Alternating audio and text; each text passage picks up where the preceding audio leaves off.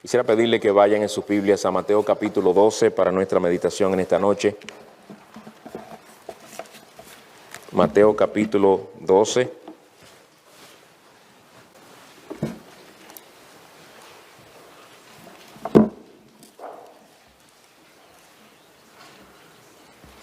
Mateo 12, vamos a empezar la lectura en el versículo 15.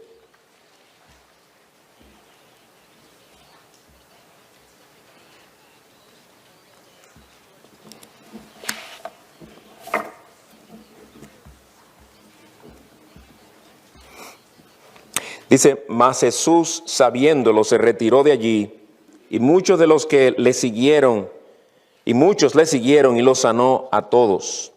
Y les advirtió que no revelaran quién él era, para que se cumpliera lo que fue dicho por medio del profeta Isaías, cuando dijo, mirad mi siervo, a quien he escogido, mi amado, en quien se agrada mi alma. Sobre él pondré mi espíritu, y a las naciones proclamará justicia. No contenderá, ni gritará, ni habrá quien en las calles oiga su voz. No quebrará la caña cascada, ni apagará la mecha que humea, hasta que lleve a la victoria la justicia. Vamos a pedir al Señor su bendición.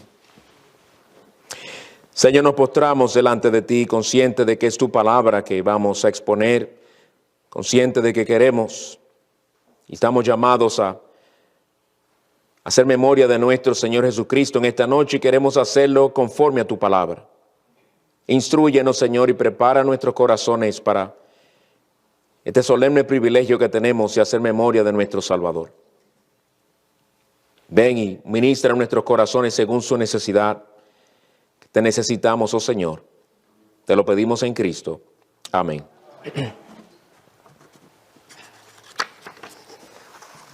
Este pasaje que hemos leído, hermanos, realmente diciendo algo sobre su contexto, se encuentra en un contexto en el que el Señor acababa de sanar a un hombre con una mano atrofiada. Y los fariseos, como era común, como cuando el Señor sanaba en día de reposo, se enfurecían contra él. Y así sucedió en esta ocasión también, se enfurecieron contra el Señor y entonces estaban tratando de matar al Señor. Y el Señor se entera de que querían matarlo, se retira de allí, no empieza a discutir con ellos, se retira de allí. Mientras va retirándose, va sanando varias personas. A esas personas les dice que no revelen su identidad. Y Mateo nos dice que en esto se cumplió una profecía que se encuentra en Isaías 42, una profecía mesiánica. Y como leímos, allí vemos que en esta profecía, según la cita Mateo, se revela la identidad del Mesías en el versículo 18. Si pueden ver, mirad mi siervo a quien he escogido, el siervo del Señor, como se habla de él también en Isaías 53 y en otros pasajes más. Se habla de que él sería ungido con el Espíritu de Dios, versículo 18. Sobre él pondré mi espíritu. También se profetizó su misión, la misión del Mesías, versículo 18 también. A las naciones proclamará justicia. Pero también se predicen allí algunos aspectos de su carácter. Dice que no sería contencioso ni soberbio, sino más bien manso y pacificador, versículo 19. No contenderá, ni gritará, ni habrá quien en las calles oiga su voz. También se nos dice que sería misericordioso y compasivo para con los pecadores. Versículo 20, no quebrará la caña cascada, ni apagará la mecha que humea. Y en esto último que estaremos concentrándonos en esta meditación, en preparación para celebrar la Cena del Señor y hacer memoria de nuestro Salvador. Y hemos titulado esta meditación, Compasión para el alma quebrantada. Compasión para el alma quebrantada. Al describirnos algunas de las cosas que el Mesías, por las cuales el Mesías se destacaría, nos da varios negativos, como hemos visto en el versículo 19, versículo 20. Nos dice, en otras palabras, lo que él no haría, cómo él no sería. Versículo 20, no quebrará la caña cascada, ni apagará la mecha que humea.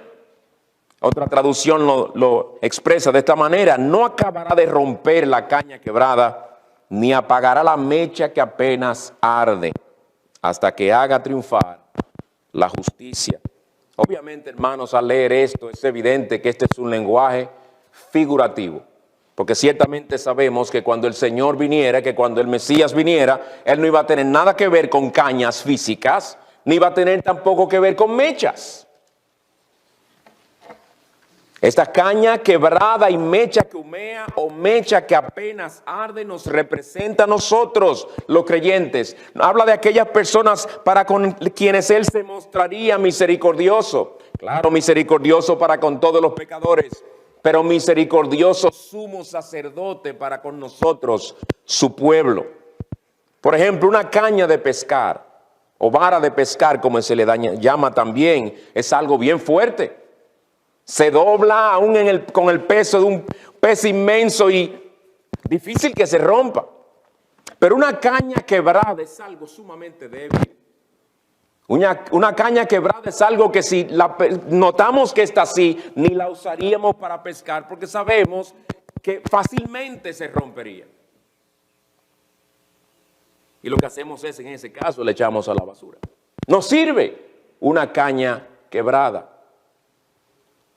Una mecha que apenas arde o una mecha que está humeando indica que está por apagarse. Es algo también débil, es algo efímero, es algo que hay que hacer algo para reavivar esa llama porque se está por apagar, se está muriendo el fuego. Ambas figuras indiscutiblemente nos hacen pensar en nosotros como creyentes, en nuestra debilidad. Aún somos pecadores. Yo sé que no he dicho algo que nos ha asombrado, ¿verdad? Pero a veces nos olvidamos de lo muy débiles que somos. Si es verdad que en Romanos 6:14, por ejemplo, se nos dice que el pecado no tendrá dominio sobre nosotros. El Señor ha quebrantado ese dominio que el pecado antes tenía en nosotros. Pero todos nos podemos identificar con Pablo en Romanos capítulo 7, el siguiente capítulo, cuando habla extensivamente sobre su propio pecado remanente. En el versículo 15 él dice: lo que hago no lo entiendo, porque no practico lo que quiero hacer, sino lo que aborrezco, eso hago. Pablo dice: este pecado remanente me tiene a mí asombrado, me tiene a mí confundido. Yo no entiendo. Él entendía lo que estaba pasando en su corazón, pero se expresa de esa manera para darnos a entender cuán profundamente esta realidad le afectaba al corazón. En el versículo 21 él dice: así que queriendo yo hacer el bien, por obra del Señor en él, ¿verdad? Hallo la ley de que el mal o el pecado está presente en mí. Ley aquí es un principio poderoso, tal como lo es la ley de la gravedad. Es un principio poderoso. Pablo dice: el pecado remanente en mí es un principio real, es un principio poderoso, que cuando yo me propongo hacer la voluntad de Dios, se levanta este deseo que va en contra del deseo de hacer la voluntad de Dios. Hay una disposición a hacer el mal. No me domina, no me controla, pero es una realidad. Todos los días lo experimento, todos los días desobedezco al Señor, todos los días hago aquello que aborrezco, lo que no quisiera hacer. Por eso dice en el versículo 24: miserable de mí, ¿quién me librará de este cuerpo de muerte? Y hermanos, ¿acaso no es Romanos 7 un espejo en el que tú y yo nos vemos claritos? ¿No es Romanos 7 un retrato donde nos vemos nosotros delineados a perfección? Bien claro que nos vemos. Romanos 7 es un retrato tuyo y es un retrato mío. Y si este hombre para el quien vivir era Cristo se expresó de esa manera, ¿cuánto más nosotros, que no vivimos para Cristo como Él vivía?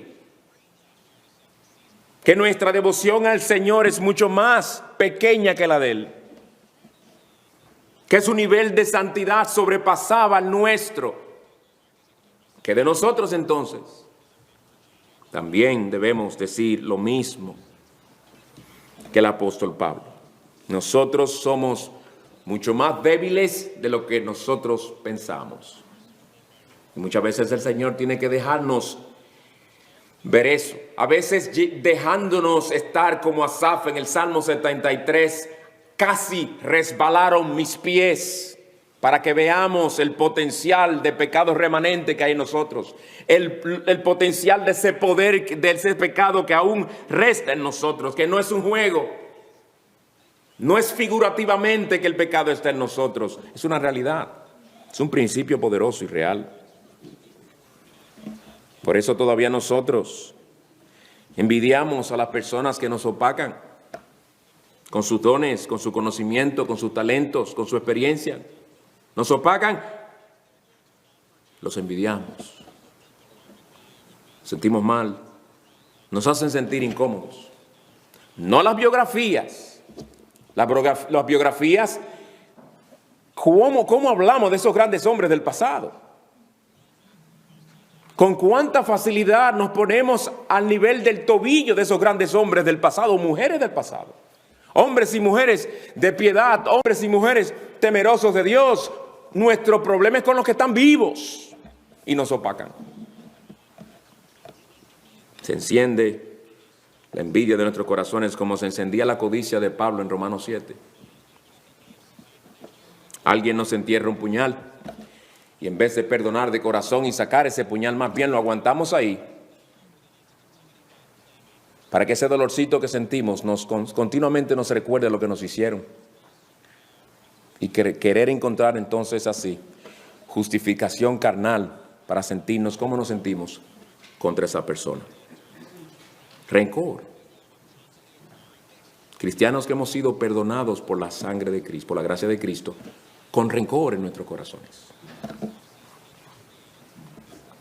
Nos olvidamos de que no tenemos nada que no hayamos recibido y nos gloriamos como si esas cosas vinieran de nosotros, como si realmente fueran nuestros propios logros. Conocemos mucho de la oración, hemos leído mucho sobre la oración, hemos oído muchos sermones sobre la oración. Cualquiera de nosotros podría venir y prepararse una meditación sobre la oración, un estudio de lo tanto que conocemos sobre la oración, pero muy poco creemos que la oración del justo puede mucho. En la práctica nos volvemos un etcétera cuando estamos en aflicción. ¿Y cuán poco oramos?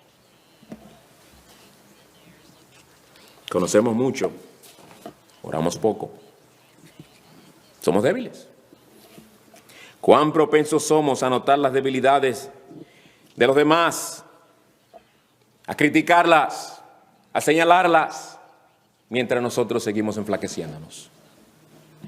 Somos indiferentes a las necesidades espirituales de nuestros hermanos, los que forman un cuerpo con nosotros. Pasan varios domingos, el hermano no lo vemos, se está ausentando el hermano, y a veces ni llamamos al hermano para preguntarle por qué no le vemos. Falta de amor. Pero nos creemos fuertes. ¿Y qué de los temores que nos asedian a veces a las 3 de la mañana? ¿Y qué de esos temores que son fruto de nosotros sentirnos que se nos fue de la mano el control que teníamos sobre alguien o sobre una situación en particular? Y nos sentimos enfermos, llenos de temores que nos dominan los pensamientos, nos impulsan a tomar decisiones. Nuestros temores nos ahogan mientras estamos convencidos, plenamente convencidos, de que Dios es Dios soberano, de que Dios está en su trono. ¿Qué pasa con la soberanía de Dios en esos momentos? Que a veces solamente está aquí arriba. Somos débiles. Y eso después de tener 10 años conociendo al Señor. 20 años, 30 años, 40 años, 50 años, no importa.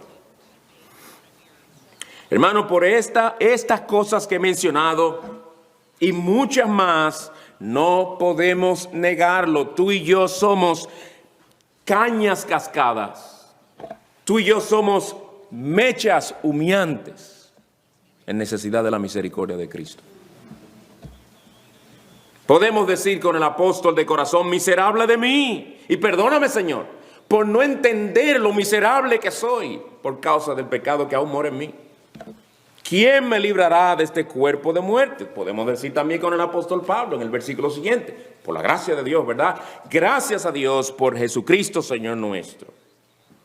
Especialmente un texto como el nuestro nos lleva a dar gracias. Gracias por ese sumo sacerdote que tenemos, del que leemos aquí en este pasaje, que Él no acabará de romper la caña quebrada ni apagará la mecha que apenas arde. ¿No nos recuerda eso Hebreos 4:15, donde se nos habla del Señor como nuestro sumo sacerdote? Y allí dice, no tenemos un sumo sacerdote que no pueda compadecerse de nuestras flaquezas, de nuestras debilidades, sino uno que ha sido tentado como nosotros, pero sin pecado. Así es nuestro sumo sacerdote, el Señor Jesucristo. Se compadece de nuestras debilidades. Se compadece de nuestras debilidades no significa que las pasa por alto, que las ignora. Que se acuerda de que somos débiles. Que se acuerda de que somos solo polvo. Que se acuerda de que nosotros sin Él nada podemos hacer. Él no nos acaba de romper cuando nos ve quebrados. Por eso la Escritura dice que el que comenzó la buena obra en nosotros la perfeccionará hasta el día de Jesucristo. Sí, Él nos ve como cañas quebradas, pero Él trabaja con esas almas quebradas, con esas cañas quebradas, para restaurarlas por su Espíritu. Comenzó en nosotros la buena obra. Él no comenzó y se olvidó. Él sigue trabajando con nosotros. En su gran compasión, Él pacientemente sigue haciendo su obra santificadora, por medio de la cual Él, como cañas quebradas que somos, nos está arreglando. Y cuando Él hace encajar un pedazo de madera, un pedazo de caña con la otra, y hace crack, eso duele, como un hueso roto que están tratando de arreglar. Cuando Él ve que vuelves a pecar en aquello que te comprometiste a trabajar más. Cuando Él ve que de nuevo haces lo que aborreces, Él no te acaba de romper, sino que se compadece de ti y te vuelve a perdonar. Y no solo te perdona, sino que te dice, como en Isaías 41, versículo 13, no temas, yo te ayudo. Yo te ayudo. Tú no estás solo, nos dice el Señor. Lejos de Él abandonarnos al quebranto de nuestra flaqueza, más bien nos dice, mi poder se perfecciona en la debilidad. Admite que eres una caña quebrada. Yo no te voy a acabar de romper, pero admítelo para que veas tu necesidad constante de mi gracia. Mi gracia se perfecciona en la debilidad. Ahora, créete fuerte y verás cómo esa gracia no va a verse en ti, cómo esa gracia no va a fluir hacia ti, sino que el Señor, recuerda que resiste a los soberbios, pero da gracia a los humildes. Nuestro texto también dice, ni apagará la mecha que humea, o ni apagará la mecha que apenas arde. Esa es la otra parte del versículo, hablándonos de su compasión. Ya vimos que cuando el Señor ve nuestra debilidad, Él no acaba de quebrarnos, sino que se compadece de nosotros y obra en nosotros. Sigue perfeccionando su obra en nosotros. Pero el texto también nos dice que Él no nos abandona cuando nos ve llegar a nuestro nivel más bajo en nuestra vida espiritual. ¿Cómo te mira el Señor? ¿Te has preguntado, hermano, cómo te mira el Señor cuando Él ve que pasas días sin leer la palabra y sin orar como tú sabes que debes? Cuando te pasa, quién sabe si hasta las semanas, devocionales esporádicos. ¿Cómo te mira Él cuando Él ve que te has estado deteriorando espiritualmente? Sin dudas, su espíritu es contritado. Al verte Él así y al verme a mí, en una condición como esa, creo que nos dice lo que le dijo al Israel de antaño. En cierta ocasión le dijo a través del profeta Isaías, le dijo, no me has invocado, Israel. Oigan ahora lo que le dice. ¿te has cansado de mí? Nosotros podemos llamarle de otro nombre, ponerle otro nombre. No, hace tiempo que me he descuidado en mi lectura, me he descuidado en la oración. El Señor dice, no, tú te has olvidado de mí. No de la Biblia como libro, no. De mí, de mi palabra, de cuando yo te hablo a ti. Tú te has olvidado de eso. Tú te has olvidado de mí. Te has olvidado de hablarme a mí, de tener comunión conmigo. ¿Para qué fue que mi Hijo derramó su sangre? Sí, para el perdón de nuestros pecados, pero también para comprarnos, para que viniéramos a ser suyos por redención, para tenernos cerca. Pero a veces nos ve alejarnos, a veces nos ve ignorarle. Yo sé que lo he citado muchas veces, pero me gusta la cita que ha oído un siervo de Dios que dijo: cuando no percibimos la cercanía de Dios en nuestras vidas, ¿quién se movió? La respuesta de nosotros fuimos los que nos alejamos, no Él. Él siempre está ahí. Él siempre está con su pueblo. Porque Él es fiel, hermanos. Él es fiel a su palabra. Como Él le dijo a la iglesia de Éfeso hace muchos años, hace casi 2000 años, le dijo a esa iglesia. Y a veces nos tiene que decir a nosotros: has dejado tu primer amor. Has dejado tu primer amor. Ahora, oigan bien las palabras que el Señor le dice a esa misma iglesia antes de decirle: has dejado tu primer amor. Él le dice a ellos lo siguiente: yo conozco tus obras, tu fatiga y tu perseverancia. Iglesia de Éfeso, yo veo estas cosas buenas que hay en ti. Tú sigues obrando, tú sigues trabajando en la obra, lo haces hasta el punto de fatigarte y has perseverado en ello. Y no solamente eso, sino aquellos que se oponen a la verdad, aquellos que son malvados, tú te opones a ellos. Les dice, y que no puedes soportar a los malos. Y no cualquiera que viene diciendo que es un apóstol, tú lo aceptas como apóstol del Señor, no. Y has sometido a prueba a los que se dicen ser apóstol y no lo son, y los has hallado mentirosos. Muy ortodoxo que eres. Muy conocedor de tu doctrina. Muy fácil te es percibir falsas enseñanzas. Tienes perseverancia, le dice él. Has sufrido por mi nombre y no has desmayado. Eran cosas buenas, hermanos, que yo tenía. Cosas buenas que el Señor mismo les señala a ellos antes de decirles: has dejado tu primer amor. Hermanos, le dijo todo eso antes de lo otro, porque el Señor no apaga la mecha que humea. El Señor les dice: iglesia de Éfeso, es verdad que ustedes han dejado su primer amor, pero quiero señalarles algo. Yo todavía veo el humo que sube, todavía hay un fueguito.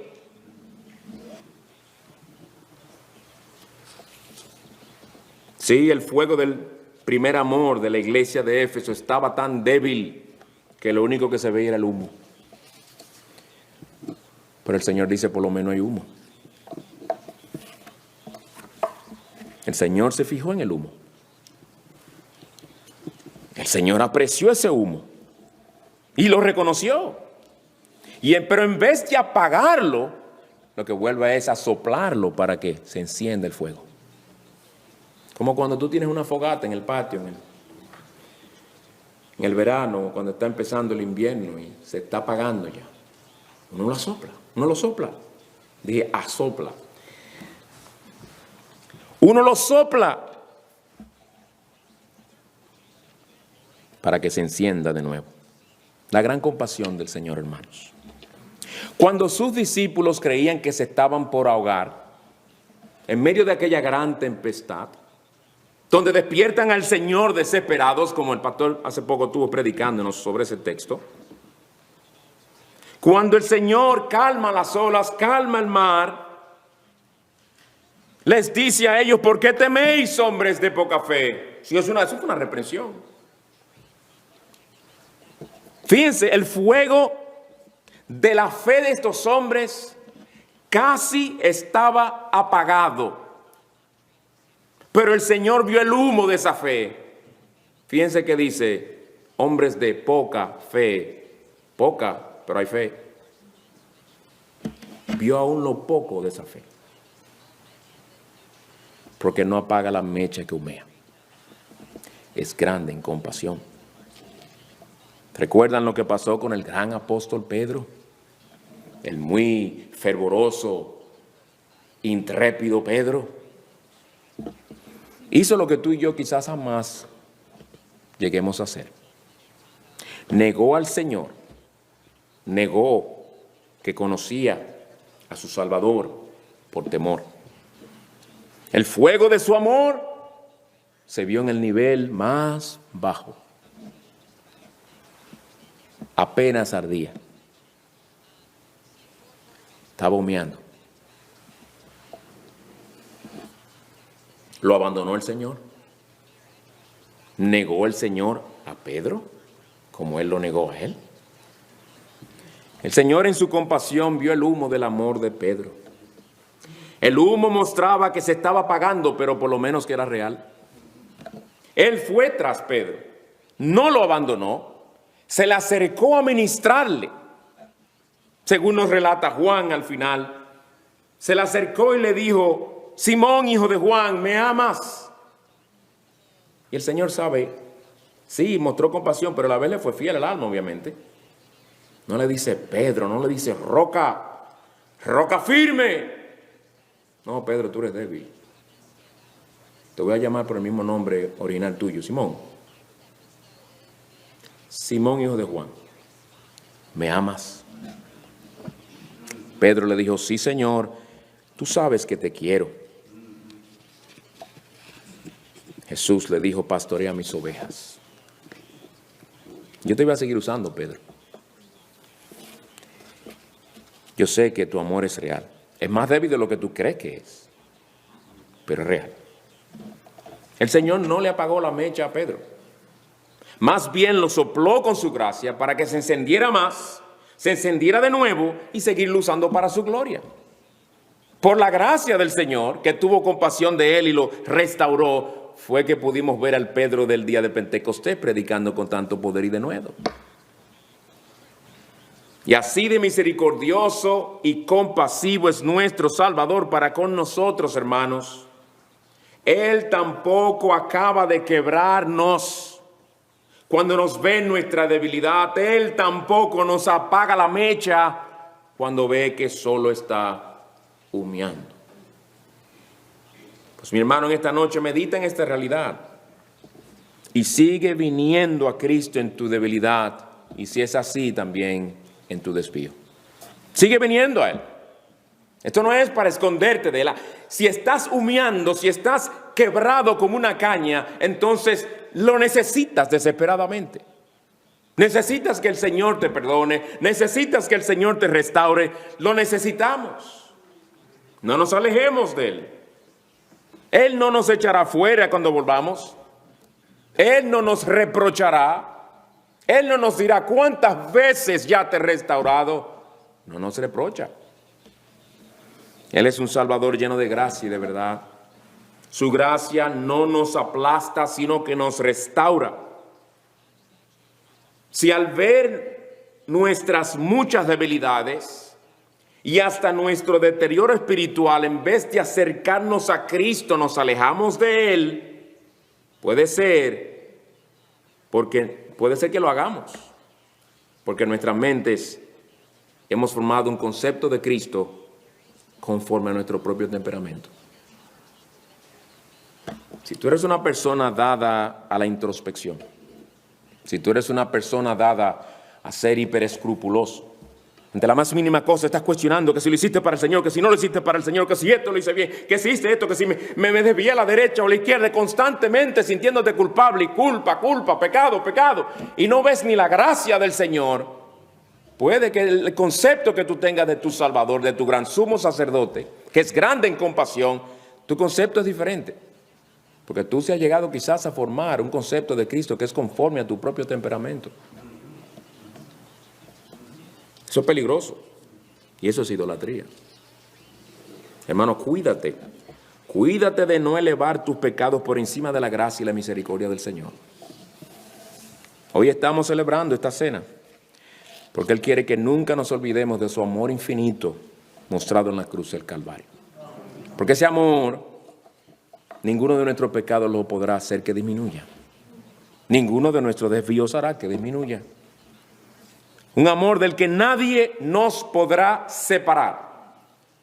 Y el apóstol menciona la muerte, lo profundo, lo porvenir. Nada nos podrá separar del amor de Dios en Cristo.